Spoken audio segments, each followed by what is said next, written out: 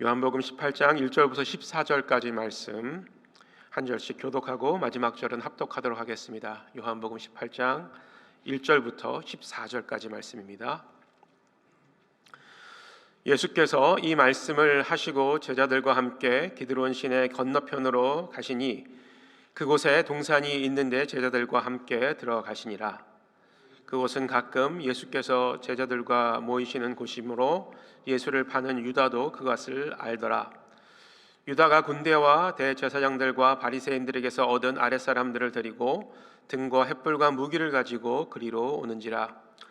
예수께서 그 당할 일을 다 아시고 나아가 이르시되 너희가 누구를 찾느냐? 대답하되 나사렛 예수라 하거늘 이르되 내가 그니라 하시니라. 그를 파는 유다도 그들과 함께 섰더라. 예수께서 그들에게 내가 그니라 하실 때에 그들이 물러가서 땅에 엎드려지는지라. 이에 다시 누구를 찾느냐고 물으신데 그들이 말하되 나사렛 예수라 하거늘. 예수께서 대답하되 너희에게 내가 그니라 하였으니 나를 찾거든 이 사람들이 가는 것을 용답하라 하시니 이는 아버지께서 내게 주신 자 중에서 하나도 잃지 아니하였사옵나이다 하신 말씀을 응하게 하려 함이로라. 이에 시몬 베드로가 칼을 가졌는데 그것을 빼어 대제사장의 종을 쳐서 오른편 귀를 베어버리니 그의 종의 이름은 말고라. 예수께서 베드로더러 이르시되 칼을 칼집에 꽂으라. 아버지께서 주신 잔을 내가 마시지 아니하겠느냐 하시니라. 이에 군대와 천부장과 유대인의 아랫사람들이 예수를 잡아 결박하여 먼저 안나스에게로 끌고 가니 안나스는 그 해의 대제사장인 가야바의 장인이라. 가야바는 유대인들에게 한 사람이 백성을 위하여 죽는 것이 유익하다고 권고하던 자라라. 아멘. 예수님께서 이 땅에 오신 그 이유는 하나님의 온전하신 뜻을 이루기 위함이었습니다. 그 뜻은 바로 인류를 구원하고 하나님의 나라를 이 땅에 회복하는 것이었는데 그것을 위해 예수님께서는 자기 자신을 대속물로 드리셨습니다. 이를 위해서 자기 자신을 대속물로 드리시기 위해서 예수님의 모든 지상에서의 사역 그리고 삶은 십자가에서의 죽음으로 초점이 맞추어졌지요. 다시 말해서 그 십자가에서 죽음을 준비하는 그것에 초점을 맞추어서 예수님의 모든 그 일거수 일투족 그리고 한순간 한순간이 맞추어져 나가고 진행되었다라는 말씀입니다. 어찌 보면 죽기 위해서 자신의 인생을 준비하는 사람이었다 이렇게 이야기할 수 있겠습니다. 자신의 죽음을 맞이하며 하루하루를 살아간다는 것 인간적으로 보면 결코 쉬운 일이 아니었을 것입니다.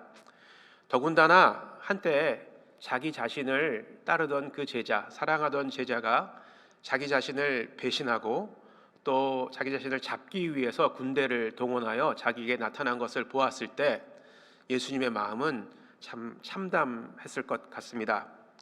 그러나 예수님께서는 그 순간에서도 예수님의 그 이 땅에 오신 목적을 잊지 않으셨고 담담하게 그 순간을 준비하셨고 맞아들이신 것이 오늘 본문을 통해서 저희가 확인을 할 수가 있습니다. 예수님은 자기 자신이 잡히시게 될 장소를 미리 아셨죠. 그리고 그 장소로 제자들과 함께 이동을 하셨습니다. 예수님을 배신한 유다도 이 장소를 잘 알았죠. 어찌 보면 유다가 잘 아는 장소, 유다가 예수님을 잡기 위해 군대를 데리고 올 수 있는 그런 쉬운 장소로 예수님께서 제자들과 함께 나가셨던 것입니다. 1절 말씀을 보게 되면 예수께서 이 말씀을 하시고 제자들과 함께 기드론 시내 건너편으로 나가시니 그곳에 동산이 있는데 제자들과 함께 들어가시니라. 이 동산은 공관복음에서는 겟세마네라는 곳으로 불리우고 있습니다. 성전 반대편 예루살렘 동편에 있는 감람산 그 안에 있는 장소인데 이 장소에서 예수님께서는 늘 기도를 하셨고 제자들과 함께 이 장소를 방문하셨던 곳입니다. 그래서 유다도 이 장소를 잘 알고 있었죠. 예수님께서는 이런 모든 그 삶의 궤적을 통해서 그 자신에게 임할 고난, 유다의 배신으로 자신에게 임할 고난을 결코 회피하지 않으셨습니다. 그것을 전혀 피할 그런 의사가 없으셨죠. 왜냐하면 이 순환을 통해서 아버지의 그 뜻이 이루어질 것을 이미 알고 계셨기 때문입니다. 자신에게 닥칠 모든 상황, 그 상황을 이미 아신 예수님께서는 담대하고 당당하게 그 순간을 맞이하십니다. 그리고 자기 자신을 체포하러 온 그 무리들에게 당당하게 나가셔서 누구를 찾느냐 이렇게 물어보시죠. 그리고 너희가 찾는 그가 바로 나니라 라고 이렇게 말씀하십니다. 5절 말씀 보겠습니다. 대답하되 나사렛 예수라 하거늘 이르시되 내가 그니라 하시니라.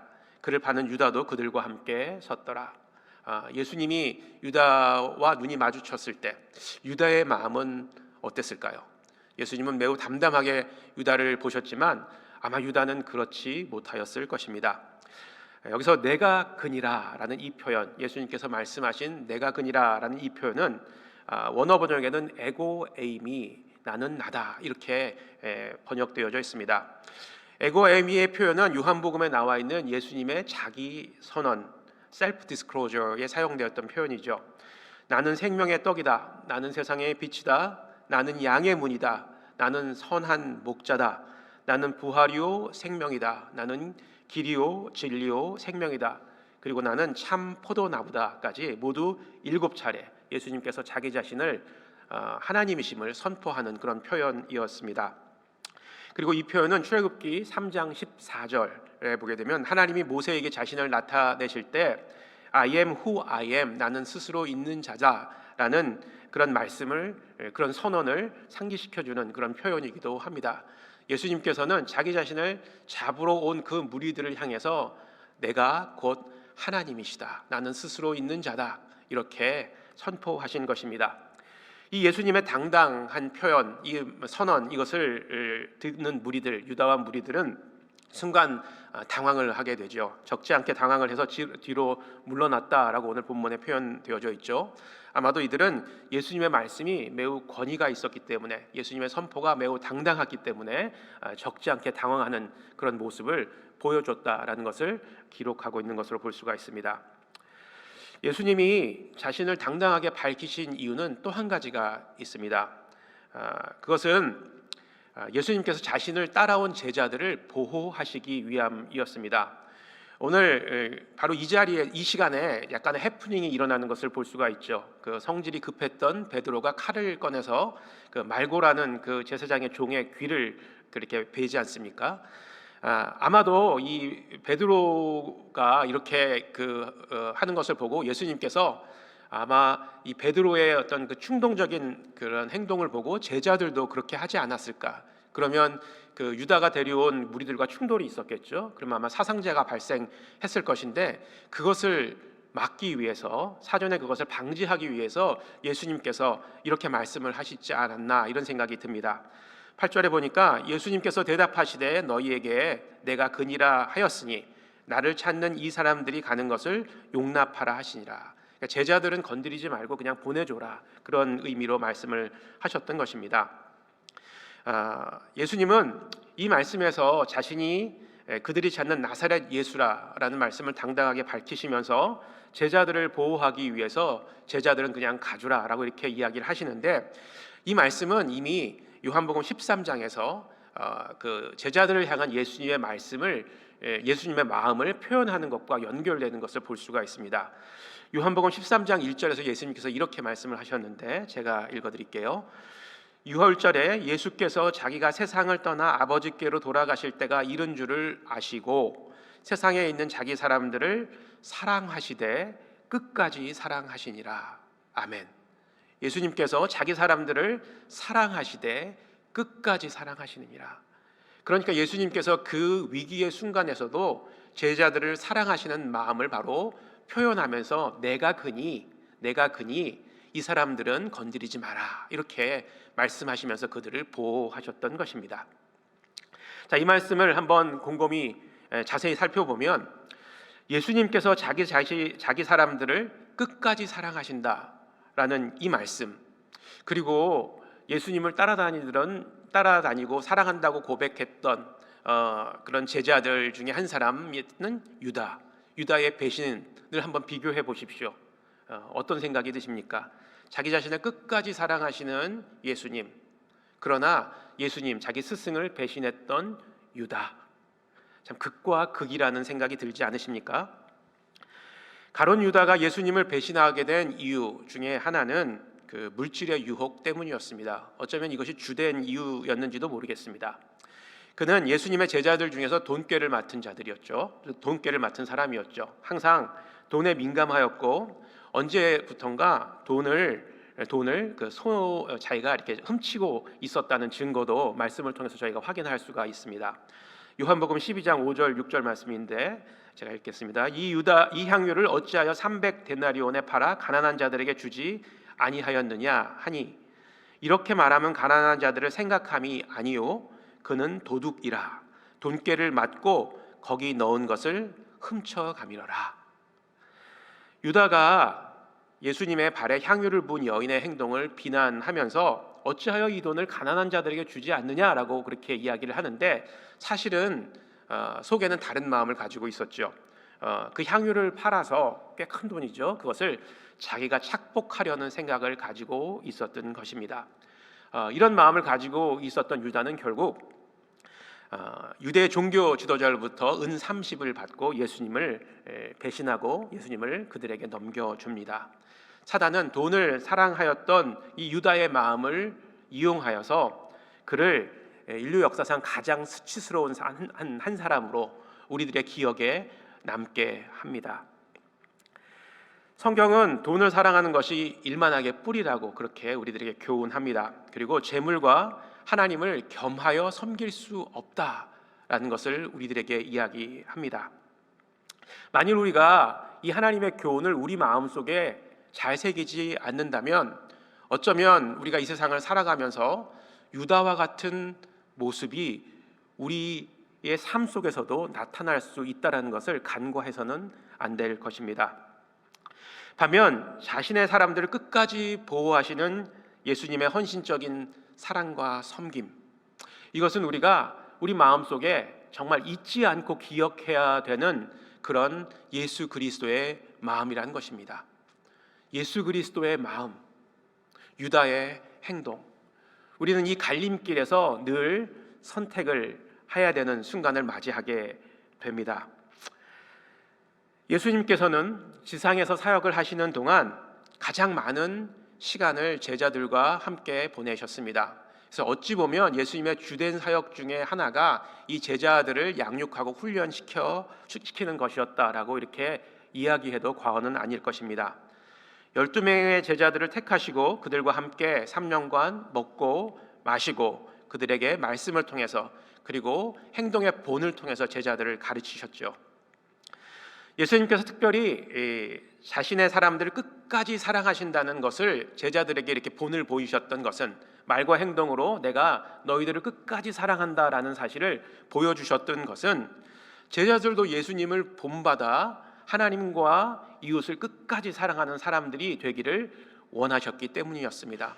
그리고 그들을 그런 사람으로 세우시기 위해서 3년간 그들을 먹이시고 또 입히시고 데리고 다니시면서 훈련을 하였던 것입니다. 그러나 오늘 유다와 같은 제자가 참 안타깝게도 나오는 것을 볼 수가 있습니다. 유다와 같이 돈을 사랑하고 재물과 하나님을 겸하여 섬기려는 그 사람들이 어쩌면 우리일 수도 있고 또 우리 주변에 있는 우리의 교우일 수도 있다라는 것입니다. 그런 사람들은 여전히 계속해서 나오고 있고 예수님을 배반하고, 오늘 찬송가 가사에서도 우리는 예수를 늘 배반하나 이런 가사가 나오는 것 우리가 함께 찬양을 했죠. 그런 사람들, 어쩌면 나일 수도 있고 그런 사람이 되어서, 유다와 같은 사람이 되어서 내 삶 속에서 예수님을 늘 배신하는 삶을 살아갈 수도 있다라는 것입니다. 오늘 저와 성도님들은 또 한 번의 선택의 자리에 서 있습니다. 기도를 마치고 이제 이 세상으로 나가시게 되면 또 선택하는 자리에 우리가 서게 되죠. 예수님처럼 신실하고 또 순전한 사랑을 베풀면서 이 세상을 살아갈 것인지, 하나님을 사랑하고 이웃을 사랑하는 그런 예수님의 마음을 가지고 끝까지 순전하게 예수님을 따르는 삶을 살 것인지, 아니면 유다와 같이 세상을 사랑하고 재물과 하나님을 겸하여 사는 예수님을 배신하는 삶을 살게 될 것인지, 그것은 저와 여러분들의 선택에 달려 있습니다. 믿음의 선택, 어떤 것이 될 것인지, 어떤 선택을 할 것인지, 여러분들 오늘 기도하면서 주님 앞에 기도하고 또 고백하고 그런 선택을 하나님 잘 할 수 있도록 도와주십시오 라는 그런 신실한 기도가 주님 손에 올려지기를 주의 이름으로 소원합니다. 우리 안에 계신 성령 하나님께서 예수님이 보여주신 신실한 사랑을 본받아 그 사랑을 우리의 삶 가운데서, 오늘 하루의 삶 가운데서 실천하며 그렇게 계속해서 끝까지 하나님을 사랑하고 또 내 이웃을, 내 가족을 사랑할 수 있도록 하나님 도와주시옵소서. 기도하는 이 시간이 되기를 주의 이름으로 축복하고 소망합니다.